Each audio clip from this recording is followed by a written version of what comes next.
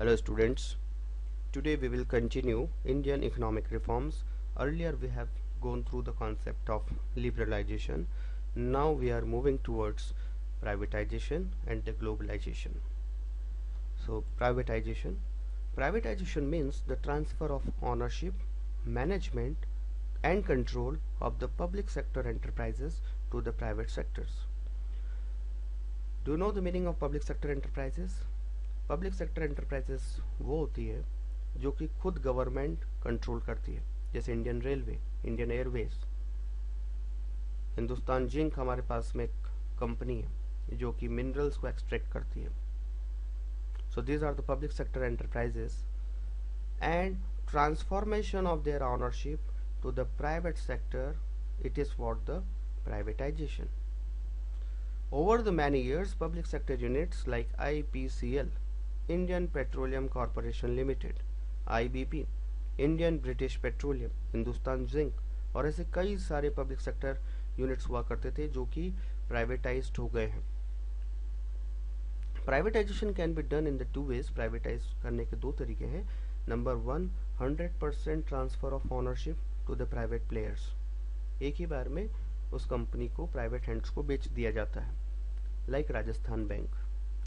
Rajasthan bank was earlier public sector bank, but it was sold to the ICICI Bank just because it was running under the loss for the many years.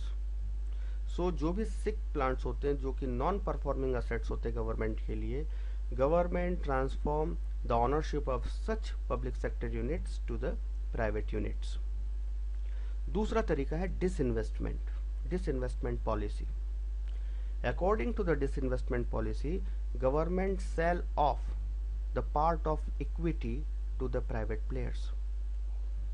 जो government companies है उनके अंदर जो share holdings है उसमें से 10%, 20, 30, 40% इस तरीके से percentage of total equity sale कर दी जाती है प्राइवेट बिजनेसमैन को, और इस तरीके से वो कंपनी PPP मॉडल पे काम करना शुरू करती है, public private partnership. For example, Hindustan Zinc. It is nearby situated in Udaipur and Chittor.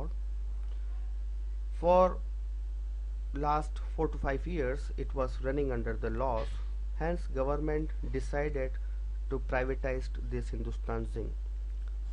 They sell off 50% of stake of equity to the Vedanta Group. Vedanta is a private company, biggest private company of Asia in extracting the minerals from the soil. So इस तरीके से Hindustan zinc एक 50-50 privatised company हो गई है. 50 public है, 50 private है. इस मॉडल को कहा जाता है PPP model, public private partnership. Next concept है globalisation. Globalisation means integrating the national economy into the world economy. It is what the globalisation. It means हमारे देश की इकोनॉमी कोई अलग इकोनॉमी नहीं है. हमारी देश की इकोनॉमी पूरी वर्ल्ड की इकोनॉमी के साथ जुड़ जाए, और इसको करने के लिए हमें दो काम करने पड़ेंगे: removal of trade barriers and removal of investment barriers. Trade barriers का मतलब ये है कि the product which is costly in our country, तो ऐसे प्रोडक्ट को हम इंपोर्ट कर ले वो बेटर है. अगर हम पेट्रोल अगर यहाँ पर हमारे देश में प्रोड्यूस करना शुरू कर दे तो it will be more costly. It is better to import from the Gulf countries. अगर हम गोल्ड हमारे देश में निकालना शुरू कर दें, it will be more costly. It is better to import from the other countries. So we have to remove the trade barriers. दूसरा है removal of the investment barriers. If our Indian companies are unable to produce goods what we require for the economic development, if the Indian companies are unable to provide employment, in such condition we will invite other foreign countries, other foreign companies into our economy just to produce that goods, just to give the employment in our country. इस तरीके से जो efficient company होगी, जो efficient product होगा वो market में आएगा, इकोनॉमी में आएगा. So the globalisation is the outcome of liberalisation and privatisation. Liberalisation का मतलब कोई भी रेस्ट्रिक्शन नहीं है. there is no barriers, no hurdles in doing the business. And privatization means we are motivating, promoting, inviting the private players to do the business. So hence it is कह सकते हैं कि ग्लोबलाइजेशन के लिए favourable condition है. It is the suitable favourable condition for the globalisation. So globalization में we are inviting the foreign companies to do the business in our country. In the globalization we are allowing the cheaper goods, efficient goods into our economy. So इस तरीके से it is the meaning of globalization. Now argument in favour of LPG. अब ये assessment हम कर रहे हैं कि लिबरलाइजेशन, प्राइवेटाइजेशन, ग्लोबलाइजेशन से हमारी इकोनॉमी में क्या इफेक्ट आया.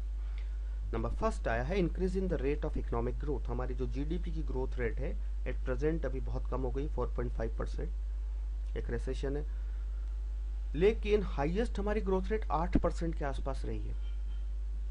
But we require at least growth rate of 12%.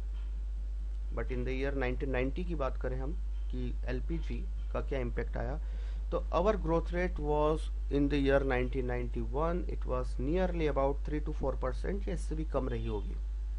लेकिन after the reforms it reach to the 7.5%, highest के आसपास गई है. हम कभी 8% के आगे नहीं गए हैं, तो ग्रोथ रेट बढ़ी है. दूसरा है inflow of the foreign investment. Inflow of the foreign investment का मतलब है कि जब लिबरलाइज्ड हो गए हम, प्राइवेटाइजेशन हम अलाउ कर रहे हैं, तो बाहर की कंपनीज हमारे देश में जब आती है, when the foreign companies are coming into our country for doing the business, they bring foreign currency with them. तो इस तरीके से they do the investment here. It is what inflow of the foreign investment. इसको बोलते हैं inflow of foreign direct investment, FDI. तो 1991 में जब हमारे पास में फॉरेन डायरेक्ट इन्वेस्टमेंट के रूप में पैसा था, इट वाज 1 बिलियन. लेकिन after the reforms it reach to the 36 billion. इससे भी ज़्यादा ये अमाउंट होगा. थर्ड पॉइंट है rise in the forex reserve. Forex reserve is the money which we use to pay for the import. Forex reserve में से ही हम import के लिए पैसा देते हैं. Earlier time we were not having any money to import for the next 15 days in the year 1991. और 1995 में भी कुछ ज़्यादा पैसे हमारे पास में नहीं थे, ओनली $25 बिलियन. और 1991 में जब हमने एलपीजी पॉलिसी साइन किया तो हमको सिर्फ $7 बिलियन का लोन मिला था. मगर प्रेजेंट में हमारी सिचुएशन कैसी है, just because of the LPG policy, तो हमारे पास में अभी $400 बिलियन है. माय डियर स्टूडेंट्स, पूरे वर्ल्ड में अगर किसी कंट्री के पास सबसे ज़्यादा फॉरेक्स रिजर्व है तो दैट इज चाइना, $6,000 बिलियन. और ये भी कुछ फिगर पुराना है, इससे भी ज़्यादा उनके पास में फॉरेक्स रिजर्व है, more than $6,000 billion.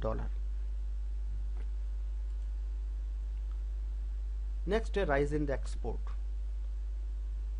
If our Indian companies were unable to produce the cost efficient goods, hence it will not be sell into the Indian market as well as the international market. So it was the time to allow foreign companies to produce the goods into our economy. Good must be at competitive rate, means cost efficient होना चाहिए. तो earlier time हमारा Indian goods international market में नहीं बिक रहा था. It was the main reason. हमारा नेगेटिव बैलेंस ऑफ पेमेंट चल रहा था, नेगेटिव बैलेंस ऑफ ट्रेड चल रहा था, एक्सपोर्ट कम, इम्पोर्ट ज़्यादा था. सो आफ्टर द रिफॉर्म्स हमारा एक्सपोर्ट बढ़ने लगा. हम auto parts, engineering goods, specially IT के सॉफ्टवेयर्स में तो हम बहुत अच्छा परफॉर्म कर रहे हैं. टेक्सटाइल, इस तरह के गुड्स हमने एक्सपोर्ट करना शुरू कर दिया. Control on inflation. इन्फ्लेशन बढ़ने का कारण है increase in availability of money and decrease in availability of production. जब जीडीपी ग्रोथ रेट कम हो जाती है और मनी की अवेलेबिलिटी लोगों के पास ज़्यादा होती है, it will increase in inflation. लोगों की जेब में पैसा है लेकिन प्रोडक्ट नहीं है मार्केट में, इन्फ्लेशन बढ़ेगा. The meaning of inflation is increase in general price level. और if there is more money available in economy and less availability of production, result in inflation. At that time 17% का inflation था highest, और present में अभी 2%, 3-4%. It means moderate inflation we are having, ये कोई inflation ज़्यादा नहीं, इतना होना ज़रूरी है किसी भी इकोनॉमी को ग्रो करने के लिए। नेक्स्ट आता है increase role of private sector. Earlier time पर से केवल और केवल पब्लिक सेक्टर ही इकोनॉमिक एक्टिविटीज़ परफॉर्म करती थी। आप शेड्यूल ए में देखिए, शेड्यूल बी में देखिए, इवन शेड्यूल सी में भी इंडस्ट्रियल लाइसेंसिंग के थ्रू कंट्रोल करती थी। लेकिन just after reforms there was increase in the role of private sector in comparison to the public sector.